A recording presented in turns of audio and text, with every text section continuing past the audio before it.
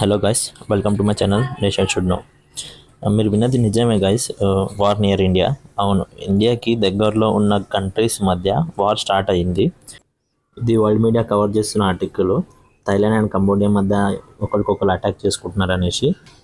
రీసెంట్గా US approval తర్వాత Thailand F-16 fighter జెట్స్ని use చేసింది. చాలా రాకెట్స్తో హిట్ చేసింది. చాలామంది సివిలియన్ చనిపోయారు కూడా, క్యాజువాలిటీ జరిగింది. రెండు కంట్రీస్ కూడా సడన్గా చాలా అగ్రెసివ్గా చూపిస్తున్నారు అనమాట.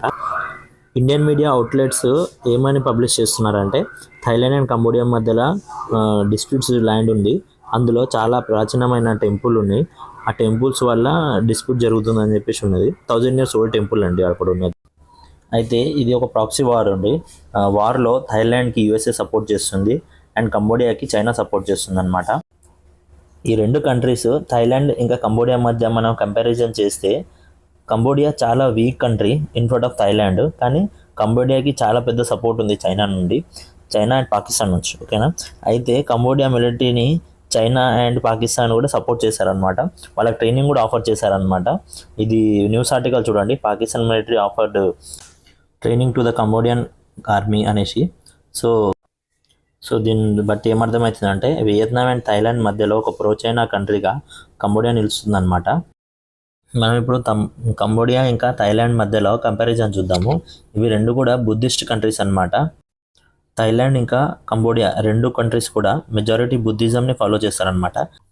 ఇప్పుడు మనం మ్యాప్లో చూద్దాము కంబోడియా ఇంకా థైలాండ్ ఎక్కడెక్కడ ఉన్నాయనేది. ఇది ఇండియాకి ఈస్ట్లో ఈ టూ కంట్రీస్ ఉంటాయన్నమాట.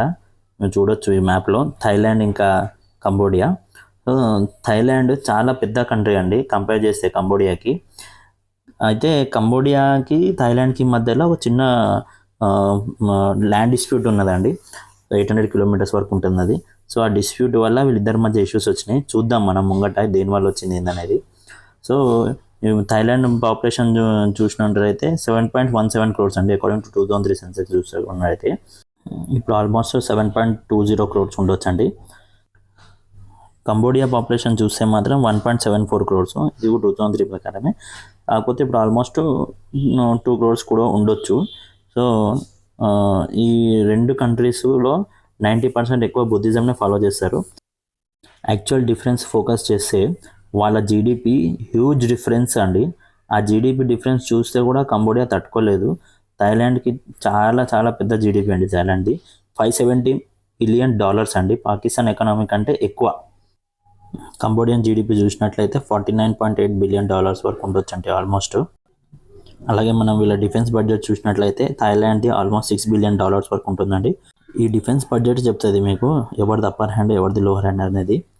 సో కంబోడియా వచ్చేసి డిఫెన్స్ బడ్జెట్ వచ్చేసి $1.3 billion అండి. సో అది అప్పర్ హ్యాండ్ ఆబ్వియస్గా థైలాండ్ అని మీకు ఈజీగా అర్థమైపోతుంది. సో వాళ్ళిద్దరి మధ్య చాలా హ్యూజ్ డిఫరెన్స్ ఉంది, ఎకనామీ కానీ డిఫెన్స్ కానీ ఏరియాలో కానీ. థైలాండ్ది అప్పర్ హ్యాండ్ అండి. వీళ్ళిద్దరి మధ్య ఒక డిస్ప్యూటెడ్ ల్యాండ్ ఉంది. ఆ ల్యాండ్లో ఒక టెంపుల్ ఉంది. ఆ టెంపుల్ వల్ల ఇదంతా జరుగుతుందండి. సో ఆ టెంపుల్ పేరు వచ్చేసి ప్రియవిహార్ టెంపుల్ అనమాట. ఈ టెంపుల్ ఒక యునెస్కో వరల్డ్ హెరిటేజ్ టెంపుల్.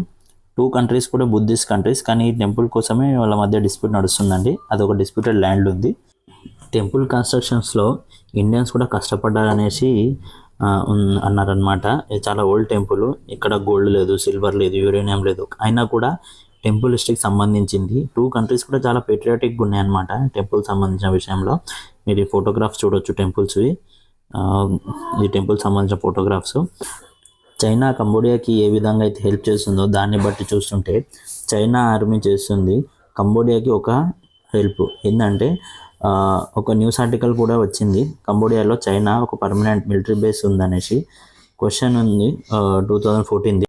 అయితే రీసెంట్గా Chinese military opens news overseas base in Cambodia అనేసి ఉంది న్యూస్. అయితే చైనాకి అడిగితే వాళ్ళు ఇప్పుడు నిజం అయితే చెప్పారు. ఇప్పటివరకైతే ఒకసారి నిజం చెప్పాలి. ఏమన్నా అంటే అది ఒక లాజిస్టిక్ ట్రైనింగ్ కోసం అని మాత్రమే చెప్పారు. అయితే ఈ అటాక్ చేయడం ఫస్ట్ డిస్ప్యూటెడ్, ఇది కూడా కంబోడియా అండ్ థైలాండ్ సోల్జర్స్ మధ్య జరిగింది. కంబోడియా అండ్ థైలాండ్ సోల్జర్స్ మధ్య ఒక చిన్న కొట్లాట జరిగింది. అయితే అప్పుడు ఒక కంబోడియన్ సోల్జరు చనిపోయాడు. అప్పుడు కంబోడియన్ సోల్జర్స్ ఫైరింగ్ స్టార్ట్ చేశారు. అయితే యూఎస్ఏ పర్మిషన్తో F-16 ఫైటర్ జెట్స్ని యూజ్ చేశారు. థైలాండ్ కంబోడియా బార్డర్ క్లాషెస్ చూసినట్టయితే 32 మెంబర్స్కి హిట్స్ అయ్యాయి, ఓవర్ 130 ఇంజూర్డ్ అయ్యారు అనమాట. కంబోడియా ఒక డెడ్ స్లాప్లో ఇరుక్కుంది. వాళ్ళు గెలవరు అని తెలిసి కూడా అనవసరంగా థాయిలాండ్ని గెలుకున్నారనమాట. నాకు తెలిసి థాయిలాండ్ కంబోడియాలో ఉన్న నేవల్ బేసెస్కి డ్యామేజ్ చేసి ఆ టెంపుల్ ఏరియాని ఆ కంట్రీలోకి కలుపుకుంటుందేమో అనుకుంటున్నా. చైనాని ఎంతవరకు యూఎస్ఏ బర్దాస్త్ చేసుకుంటా చెప్పండి. సో ఇది చైనా అండ్ యూఎస్ఏ మధ్య జరిగే ప్రాక్సీ వారు.